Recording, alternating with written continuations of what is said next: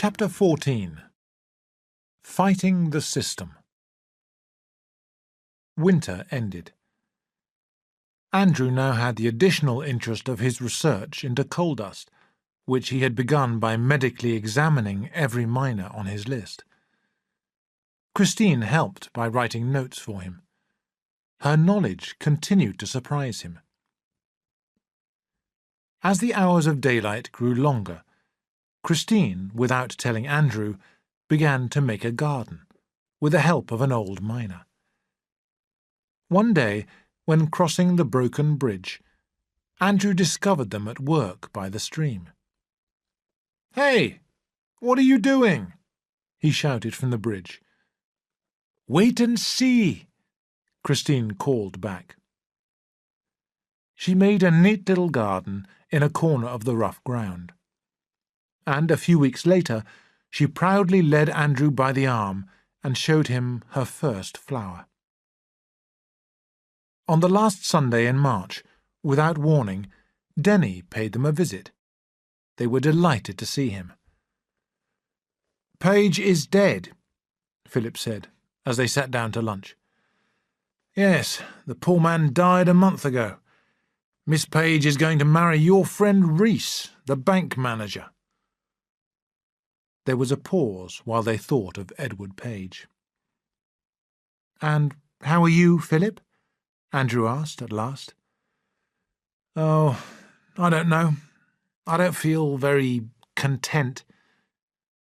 Denny smiled. "Drenefi seems a lonely place since you people left. I think I shall go abroad for a time, if I can find myself a post." Andrew was silent, sad at the thought of this clever doctor wasting his life in this way. They talked all afternoon, and Philip caught the last train back to Drenefi.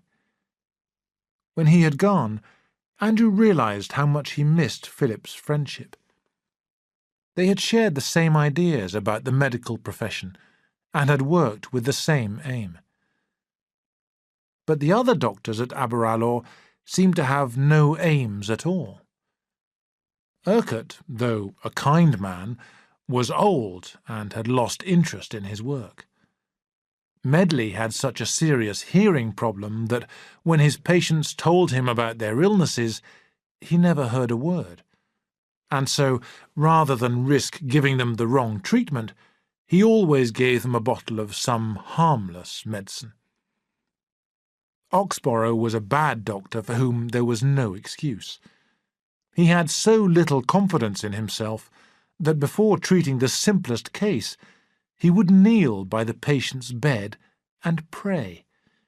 And in the end, he usually made him worse and had to send for Llewellyn. There was no friendship between the doctors. They did not like each other at all. Andrew wanted to improve relations, to start a new system where the doctors would work together in a friendly spirit. He also wanted to stop the unfair arrangement of paying part of their salaries to Llewellyn. He had made so many mistakes already that he did not dare to attempt this for the moment. But then, a week or two later, he met Con Boland. Andrew had discovered a hole in his tooth and went to see the Society's dentist. As he walked up the path to Boland's house, he heard a loud hammering and saw, through the open door of a wooden building, a large man mending a car with a hammer. At the same moment, the man noticed him. "Hello," he called out. "Hello," Andrew answered. "What do you want?" "I want to make an appointment with the dentist. I'm Dr. Manson." "I'm the dentist," Boland laughed. "I've been doing some work on my old car." He put on his coat. "Come with me to the surgery, and I'll deal with your tooth." At the surgery, which was almost as dirty as the garage, Con filled the hole, talking all the time. He had not washed his hands. He was a careless, pleasant man who enjoyed life. After filling the tooth, he threw his instruments into a bowl of water and invited Andrew to tea. "I'd like you to meet my family," he said. Boland's wife and 5 children, the oldest of whom was called Mary, were already having their tea when Con and Andrew entered the living room. This room was also untidy. The children's toys were scattered all over the floor. After they had been introduced, Mrs. Boland said, "I meant to call on Mrs. Manson, Doctor, but I've been so busy." Con burst into loud laughter. "Busy? She hadn't a good enough dress to wear, that's what she means." He turned to Andrew. "We are poor, Manson. We earn very little money, and, of course, we have to give some of it to the big chief." "Who? Who's the big chief?" Andrew asked. "Llewellyn, of course. He takes money from me as well as from you." "But why? You're a dentist, not a doctor." "Oh, he examines a patient for me occasionally." "Listen, Boland," Andrew said quickly. "This arrangement is not fair. Why don't we refuse to pay?" "Eh?" "Let's get together and break off this agreement with Llewellyn," Andrew suggested. "We can ask the other doctors to join in with us too." Con gave Andrew his hand. "Manson, I'll support you. We'll work together." Andrew raced home to Christine. Chris, I've met such a nice man, a dentist. Listen, dear, we're going to do battle with Llewellyn." He laughed excitedly. The following day, Andrew discussed his plan with Owen, who was sympathetic. He then persuaded Urquhart, Oxborough and Medley to come to his house that evening. Having made his arrangements, Andrew suddenly decided to warn Llewellyn. He spoke to Llewellyn at the hospital. "Look here, Dr. Llewellyn," he said. "It's only fair to tell you that we doctors object to paying you part of our salaries. I intend to suggest that we stop these payments. We're going to meet at my house tonight to discuss the matter." Before Llewellyn could reply, Andrew turned and left the room. The meeting began at 9 o'clock. "Gentlemen," said Andrew, "our system here is all wrong. We are all members of the same medical society, but instead of helping each other, we are always quarrelling. The result is that we give ourselves additional work and we are not making the most of our skills. There's no organisation in our profession. We should change our system, work out some plan that will help us all." He paused to watch their faces. "And we should also refuse to pay money to Llewellyn. It isn't fair. I spoke to Owen about it. He says that this is not a rule of the committee, but a private arrangement between Llewellyn and ourselves." "That's correct," Urquhart agreed. "The arrangement was made 9 years ago.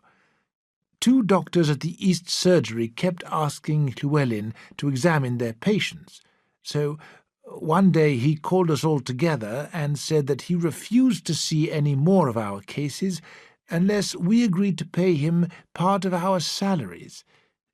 That's how it started." "But it's Llewellyn's duty as head doctor to examine our patients when we need his advice. His own salary is meant to cover work of this nature. Why should we pay him as well?" Andrew asked angrily. I agree, said Con. Oxborough now spoke. "Remember this. Dr. Llewellyn is always prepared to take over our difficult cases."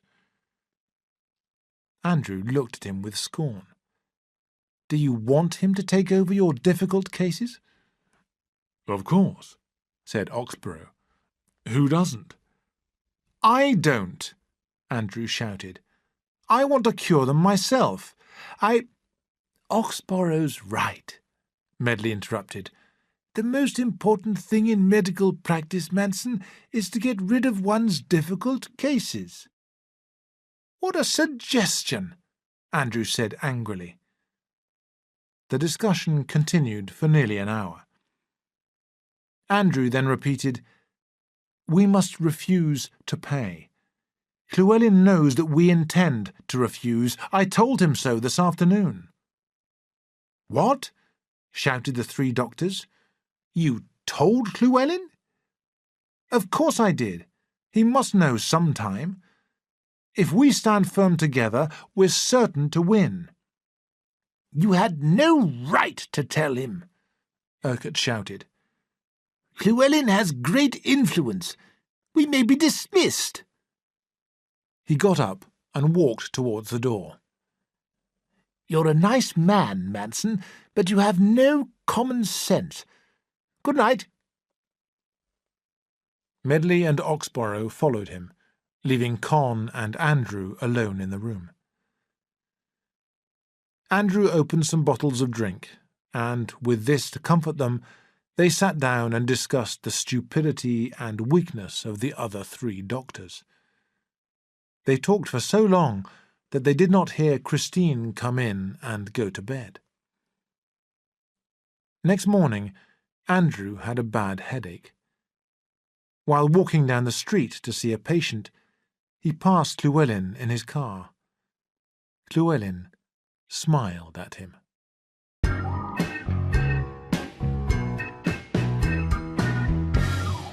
Chapter 15. A New Qualification.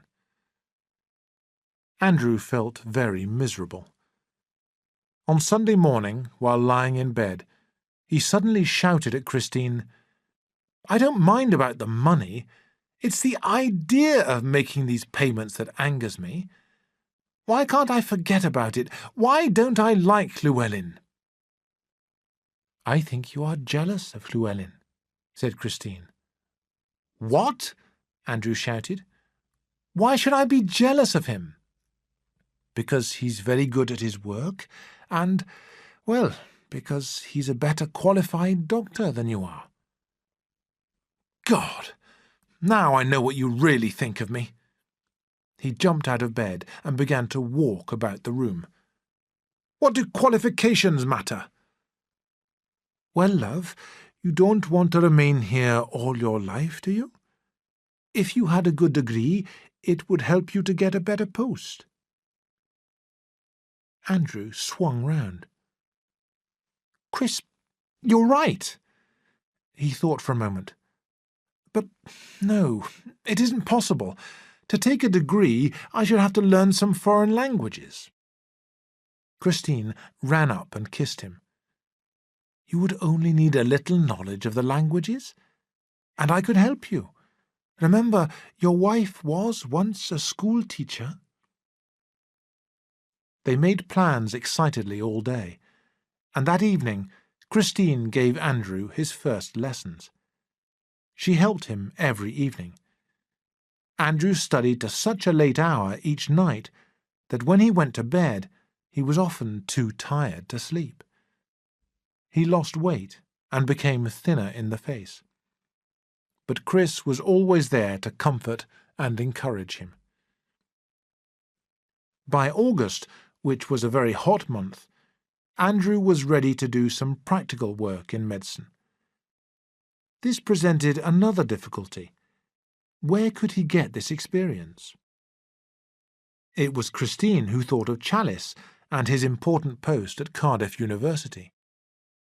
When Andrew wrote to him, Chalice immediately agreed to let him work at the university. You were quite right, Chris, Andrew said. It is nice to have friends. And I didn't want to go to the Vaughans that night when we met Chalice. Andrew bought himself an old motorcycle. There were 3 afternoon hours during which Andrew was not on duty. So, on those days, after lunch, He rode 50 kilometres to Cardiff, worked at the university for 1 hour, and then rode back again. The work and the long journey and the heat made him so tired that he was almost ill. At last he had covered every subject in which he would be examined. He went alone to London to sit for his degree. Now that the event was so near, Andrew felt that he knew nothing. But when his examination began, he wrote and wrote, never looking at the clock. On the second day, he was examined by 2 doctors in turn on the practical work of medicine. Andrew found himself fearing this even more than he had feared the written papers.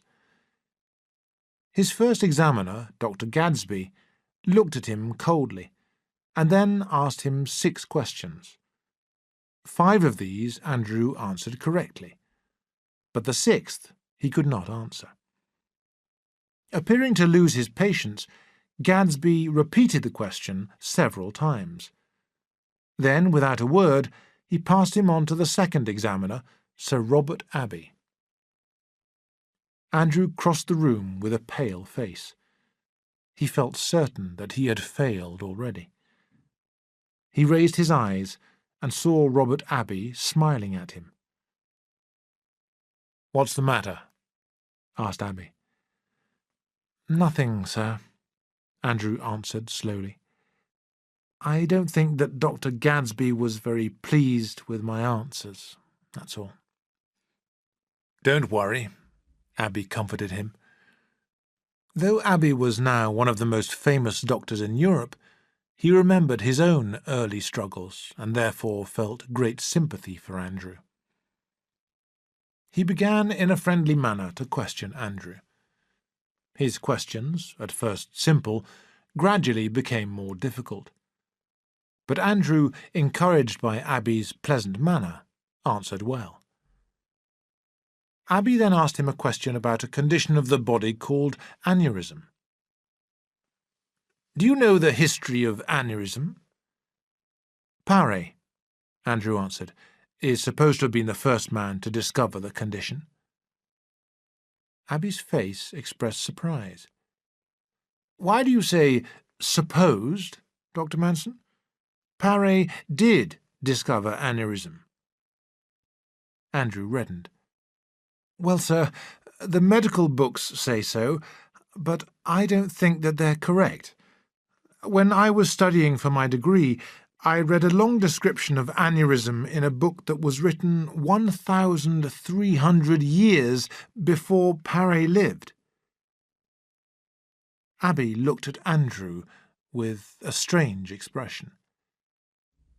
"Dr. Manson," he said, "you are the first person in an examination who has ever told me something which I did not know. Well done." Andrew turned red again. "Now, just answer one more question," Abbey ended. "What do you consider the most important rule for a doctor?" Andrew thought for a moment. "I suppose never to believe anything till it is proved." "Thank you, Dr. Manson." At last it was over. At 4 o'clock in the afternoon, Abbey came to him, smiling, and told him that he had passed. He had done it. He had got his degree. He ran down to the nearest post office and sent a message with the great news to Christine.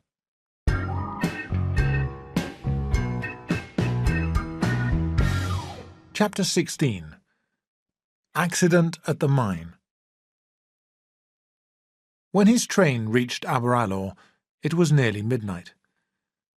As Andrew was walking home, a miner called Frank Davis ran up to him, crying, "Doctor, you're wanted!" "What's wrong?" shouted Andrew. "There's been an accident at the mine. A man is almost buried under the coal. It's Sam Bevan, one of your patients. Come quickly, doctor." "I shall need my bag," Andrew said. Run to my house and get it. I'll go straight to the mine. Andrew reached the mine in 4 minutes. The manager and 3 men were waiting for him. "It's a terrible accident," said the manager. "Nobody has been killed, but one of the men is trapped. We can't move him, and there's a danger that more coal will fall." At that moment, Davis ran up to them with his bag. Without delay, the small party began to go slowly down into the deep and dangerous mine. The passage to the mine was so narrow that Andrew and the other 4 men had to creep forward on their hands and knees for nearly a kilometre. At last they reached the scene of the accident. "Here's the doctor. Get back and give him room to move," the manager ordered the 3 men who had been trying to get Bevan out. They pulled themselves back, and Andrew crept forward. Bevan tried to smile at Manson. "Well, I'm giving you a good chance to test your skill." By the light of the manager's lamp, Andrew examined the trapped man. The whole of Bevan's body was free except for his left arm, which was buried under a heavy pile of coal and badly damaged. Andrew saw at once that the only way to free Bevan was to cut off his arm. Bevan read Andrew's decision in his face. "Go on then, Doctor," he said bravely. "Cut it off.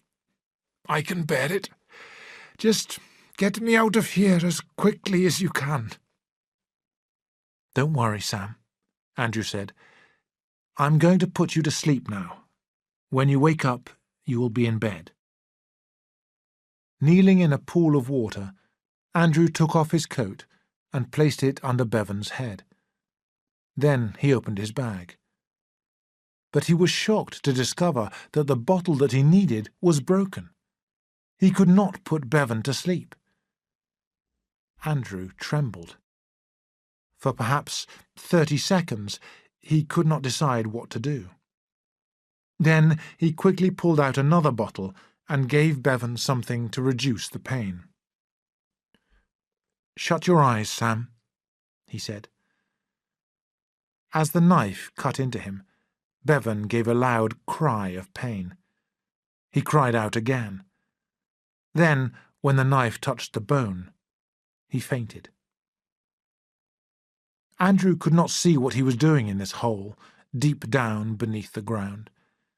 He had never worked in such difficult conditions before. He would never be able to cut through the bone. At any moment the coal would crash down on them and kill them all. Oh, God, would he never finish? In the end, he almost cried with relief. He put a bandage over the wound and, lifting himself onto his knees, said, "Take him out." 45 metres away, with more room to move and 4 lamps round him, he treated the wound more thoroughly. Finished. "Wrap him up warmly," Andrew ordered the miners. Slowly, gently, they carried Bevan out of the mine. When they had struggled along for about 55 metres, they heard a long, loud crash of falling coal in the darkness behind them. "That's it," the manager said to Andrew. It took them nearly an hour to reach the surface. There they found a crowd of women waiting anxiously. Suddenly, Andrew heard a voice desperately calling his name. The next moment, Christine threw her arms round his neck, crying loudly. "What's the matter?" Andrew asked, surprised. Holding on to him like a drowning woman, she said, "They told us that the coal had crashed down on you, that you couldn't come out alive."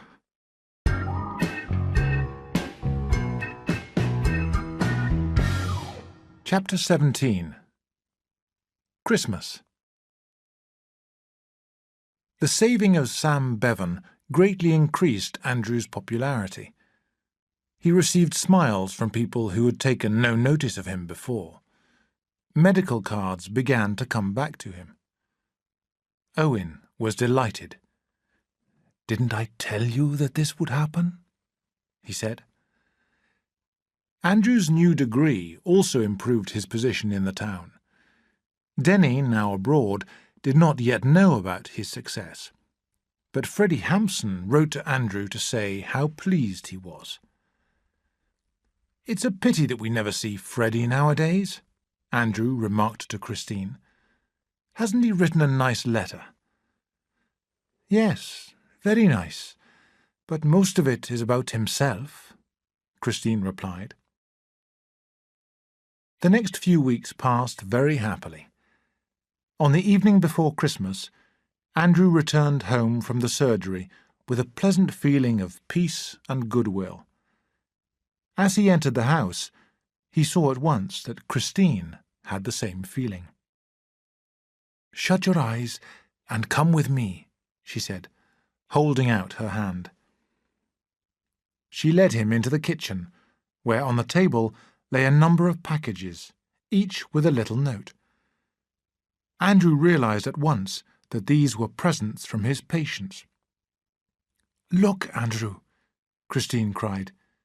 "A chicken, and 2 ducks, and a lovely cake, and a bottle of wine. Isn't it kind of them? Isn't it nice that they want to give you these presents?" For a moment he could not speak.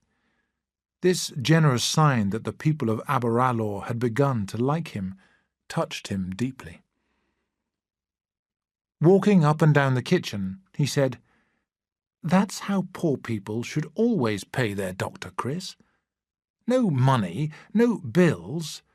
If a patient is poor, let him give the doctor something that he can afford. If every doctor stopped thinking about how much money he could make, the whole system would be better." "Yes, dear." Next morning, Christmas Day, was fine and bright. After breakfast, Andrew went out to see his patients. Dinners were cooking in all the little houses, and his own was cooking at home. In every street, people called out, "Happy Christmas, Doctor!" Their cheerful behaviour, so different from that of a year ago, made Andrew very happy. Except for Chenkin, whom he did not want, the only patient who had not come back to him was Tom Evans. Andrew suddenly decided to call on Evans and wish him a happy Christmas. After knocking once, he opened the front door and walked straight into the kitchen. There he had a shock. The kitchen was almost empty, and Evans was sitting on a broken chair in front of a miserable fire that gave no heat. On his knee sat his little girl, who was 4 years old. Suddenly Evans turned and saw Andrew. An expression of shame and anger spread across his face.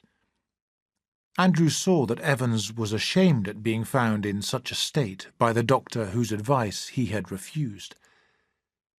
Andrew felt sad and awkward. He wanted to turn and go away. But at that moment, Mrs. Evans entered the kitchen. She was so surprised to see Andrew that she cried out, "What's the matter, sir? He hasn't done anything wrong, has he?" "Mrs. Evans," Andrew replied, looking down at the floor, "I would like us to be friends. It's Christmas, and, well, I would be so pleased if the 3 of you would come round and help us to eat our Christmas dinner." "But, Doctor," she began. "You be quiet," Evans interrupted her angrily. "We don't want help from anybody." "What do you mean? I'm inviting you as a friend," said Andrew. "Eat your Christmas dinner yourself," Evans shouted. "We don't want it. Andrew turned to Mrs. Evans. "You persuade him, Mrs. Evans. I shall be really sorry if you don't come. We'll expect you at 1:30." Before either of them could reply, he left the house. The Evans family arrived, washed and brushed, and looking very uncomfortable. At first it seemed as if the Christmas dinner would be a failure. But then, by good fortune, Andrew accidentally upset his soup onto the table. There was a silence. Then the little girl burst out laughing. The next minute they were all laughing. After the meal, Christine led Mrs. Evans and the child into the living room, leaving Andrew alone with Evans. The two men sat in silence for a time. Then Andrew said, "I'm sorry about your arm, Tom." "You're not as sorry as I am," Evans replied. There was a pause. Then Andrew continued, "Will you allow me to speak to Mr. Vaughan about you? I have a little influence with him, and I feel certain that I could persuade him to find you some easier work to do." Evans did not answer. He said nothing. He was in tears. His whole body was shaking. At 3:30, the Evans family left, and Christine and Andrew went into the living room. "You know, Chris," Andrew said, "that poor man lost the use of his arm because of Oxborough. He's the man to blame. When Evans left me, he went to Oxborough, who gave him the wrong treatment. Oxborough knows nothing.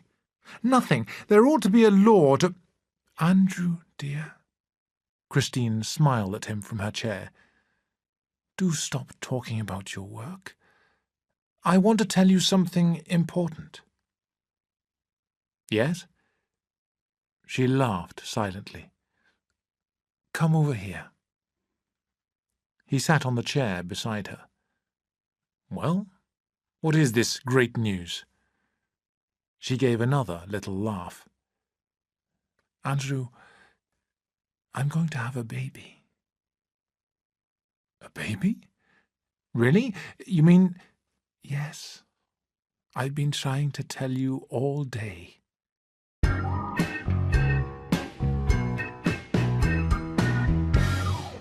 Chapter 18. The Rotten Bridge. Spring came again. The garden was bright with the flowers that Christine had planted in the autumn. Now Andrew would allow her to do no more work. "You've made the garden, now sit in it," he ordered her. Excited at the thought of becoming a father, Andrew suddenly decided to ask Dr. Llewellyn to attend his wife at the birth of the baby. Llewellyn, when Andrew telephoned him, seemed pleased. "I shall be glad to help you, Manson. I didn't think that you liked me enough to ask me to do this. I promise to do my best. For now, I think that it would do your wife good to have a short holiday." Acting on Llewellyn's advice, Christine went to stay with an aunt. Andrew missed her even more than he had expected to do. He spent 1 or 2 evenings with the Bolans and the Vaughans, but most evenings he continued with his research into coal dust. He made a discovery which excited him greatly. Standing in front of the dead fire, long after midnight, he suddenly seized Christine's photograph and cried, "Chris, I believe that I am going to do something important." Christine returned at the end of June. "Oh, it is nice to be home again," she said, throwing her arms round him. Then, as she looked into his face, her expression changed. "Andrew, dear, you look tired. I don't believe that you have been eating properly." She was worried about him. Andrew told her about the developments in his research. "How long is this going to take you?" she asked. "I don't know. It may take a year, or it may take 5 years." "Well, in that case, you will have to work to a system. Keep regular hours, and not stay up too late, wearing yourself out." "There's nothing the matter with me." But Christine was firm. Every evening, while Andrew worked, she sat in his workroom reading. Then at 11 o'clock, she would rise from her chair and say, "Time for bed." "Oh, not yet. You go up, Chris. I'll follow you in a minute." "Andrew Manson, if you think that I'm going to bed alone in my state of health—" These last words, a joke about the baby that she was expecting, always ended the argument. With a laugh, he would stretch himself and put away his microscope. Towards the end of July, Andrew became particularly busy with his practice. One afternoon, as he walked up the road feeling very tired, he saw Dr. Llewellyn's car outside his gate. Thinking that perhaps the baby had been born early, he ran home, burst into the house, and said eagerly, "Hello, Llewellyn. I didn't expect to see you here so soon." "No," Llewellyn answered. Andrew smiled. "Well?" Llewellyn did not smile. "I have been trying to find you all morning," he said. "Is anything wrong?" Llewellyn looked through the window towards the old bridge in the garden. "Manson," he said gently, "this morning when your wife was walking over that bridge, a piece of wood broke. She fell. She is all right, quite all right, but I am afraid that the baby—" Andrew understood even before Llewellyn finished. "We did everything that we could," Llewellyn continued in a voice of deep sympathy. "I came at once and brought a nurse from the hospital. We've been here all day." There was silence. Andrew covered his eyes with his hands and cried to himself. "Nobody is to blame. It was an accident." Llewellyn tried to comfort him. "Now, go upstairs and see your wife." His head lowered, Andrew went upstairs. Outside the door of the bedroom, he paused, breathing heavily. Then he went inside.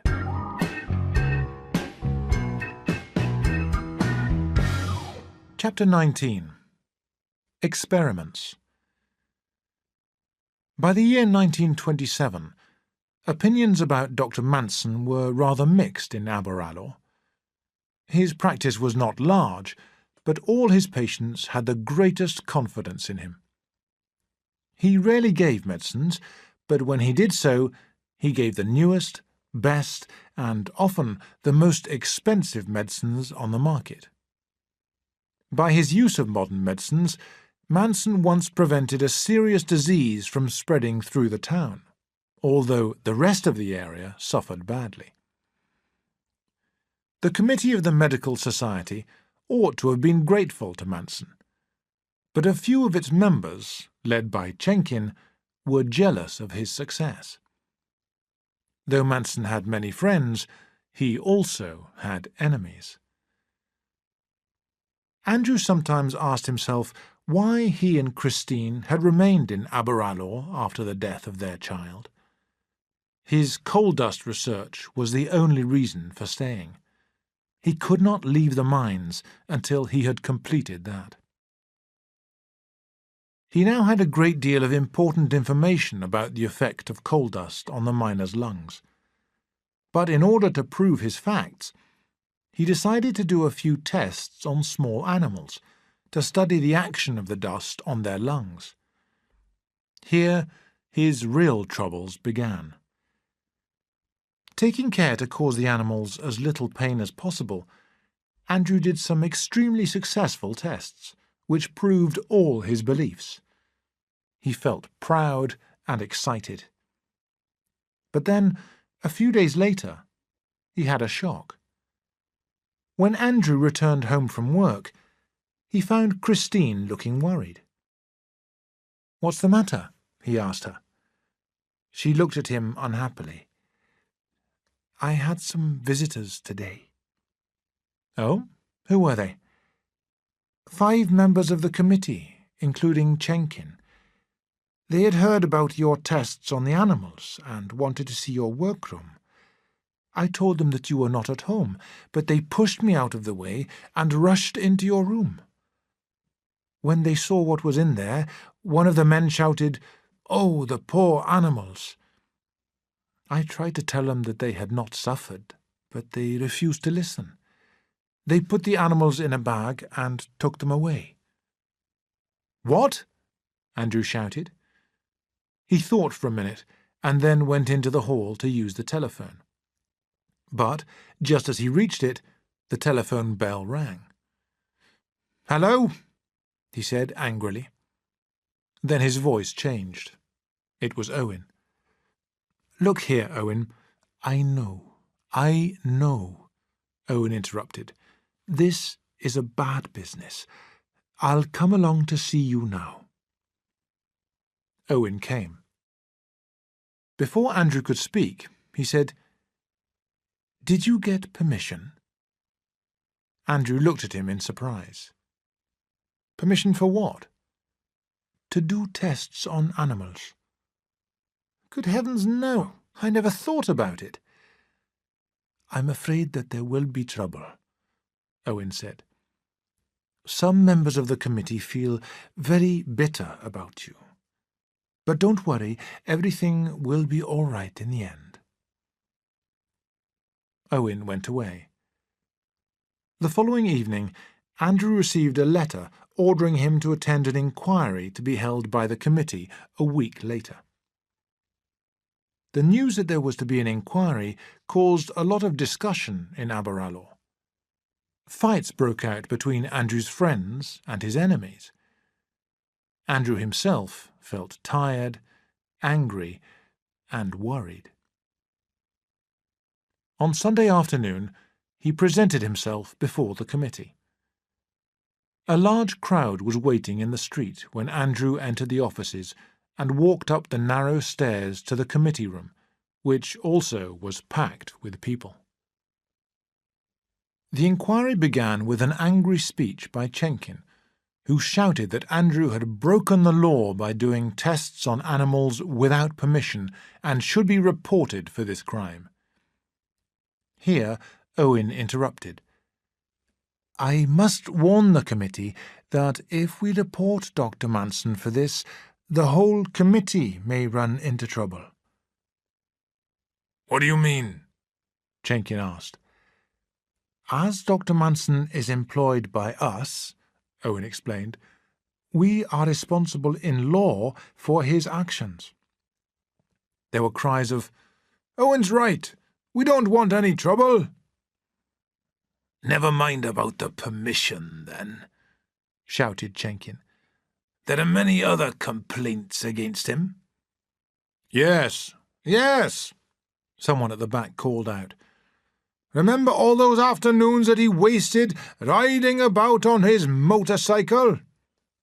"He won't give medicines," came another voice.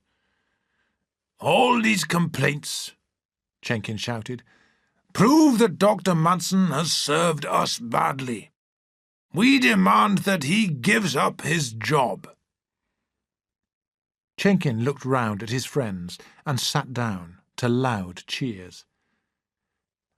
"Perhaps you will now allow Dr. Manson to speak," Owen said, and turned to Andrew. There was a silence. Andrew sat still for a moment. The situation was worse than he had expected. He rose to his feet. He was not a good speaker, but he was angry now. He began, What I have been doing wasn't cruel. Why do you men take mice and birds down the mines? To see if gas is present. When these mice and birds are killed by the gas, do you call that cruelty? No, of course you don't. You realize that these tests with animals save men's lives, your lives. Well, that is what I have been trying to do for you. For 3 years, I have been doing research into the diseases that you get from the dust in the mines. I have made a discovery that may improve your conditions of work. A discovery that will keep you in good health better than bottles of medicine can do. You don't believe me. You think that I lie to you. But this will show you what other people think of my experiments, people who are able to judge. He took a letter from his pocket and handed it to Owen. It was from a university in Scotland, offering him another medical degree in recognition of his important coal dust discoveries. Owen read the letter, gave a sudden smile of relief, and then passed it round to the members of the committee. After a few more remarks, he said, "Perhaps you will leave us now, Doctor, please?" When Andrew returned to the committee room, everyone, except for Chenkin, seemed to be more friendly. Owen stood up and said, "I'm glad to tell you, Dr. Manson, that the committee has decided to ask you to remain." He had won. But his victory gave Andrew no satisfaction. The committee expected him to be pleased. But instead he said, "Thank you, Mr. Owen. I'm glad that the committee wishes me to stay, but I am afraid that I cannot do so. I give the committee a month's notice from today." He spoke without feeling, and then walked out of the room. There was silence. Then Chenkin called out, "It'll be no loss." Owen now lost his temper. "Be quiet, Chenkin," he shouted. "We have lost the best man we've ever had."